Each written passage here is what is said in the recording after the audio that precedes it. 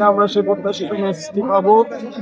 হ্যাঁ, যে কমিশনটি গঠন করা হয়েছে সেখানে যে অসঙ্গতি এবং এই যে বিচার প্রক্রিয়া নিয়ে যে বিভিন্ন টালবাহানা তার সদুত্তর এবং এদের মুক্তির যে বিষয় সেই বিষয়ে সরকার কি ভাবছে সেগুলো যদি পরিষ্কারভাবে আমাদের সামনে বলা হয় তখন আমরা কর্মসূচি যে কঠোর কর্মসূচি ঘোষণা দিয়েছি সেটা নিয়ে ভাববো। কিন্তু আমাদের অবস্থান কর্মসূচি এবং রবিবারে আমাদের এর চেয়ে আরও কয়েক গুণ বড় কর্মসূচি করার পরিকল্পনা আছে এবং সেক্ষেত্রে আমরা সরকারকে স্পষ্ট বার্তা দিতে চাই, আমরা যেহেতু 2 ঘন্টা সময় নিয়েছি এর মধ্যে যদি আপনারা না মানেন তবে এরপরে কোনো অপ্রীতিকর ঘটনা ঘটলে তার দায় আসলে আমাদের, যদি কোনো সদুত্তর আপনাদের থেকে না আসে। দেখুন, আমরা 7 দফা দাবি দিয়েছি 7টি পয়েন্ট আকারে প্রধান উপদেষ্টার কাছে।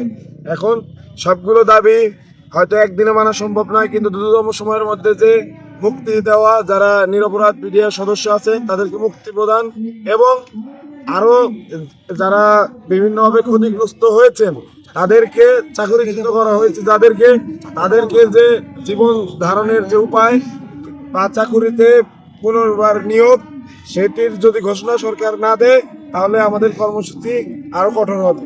আজকে শাহবাগ ব্লকেট করেছি, কিন্তু জনদুর্ভোগ বিবেচনায় আমরা আসলে এই বিষয়টা আর বেশি দীর্ঘায়িত করি নাই। কিন্তু এরপর যদি আমরা কোনো কর্মসূচি দেই সেটি শাহবাগ কিংবা তার চেয়েও দূরবর্তী স্থানে যে কোনো জায়গায় অভিমুখে আমাদের মার্চ হতে পারে।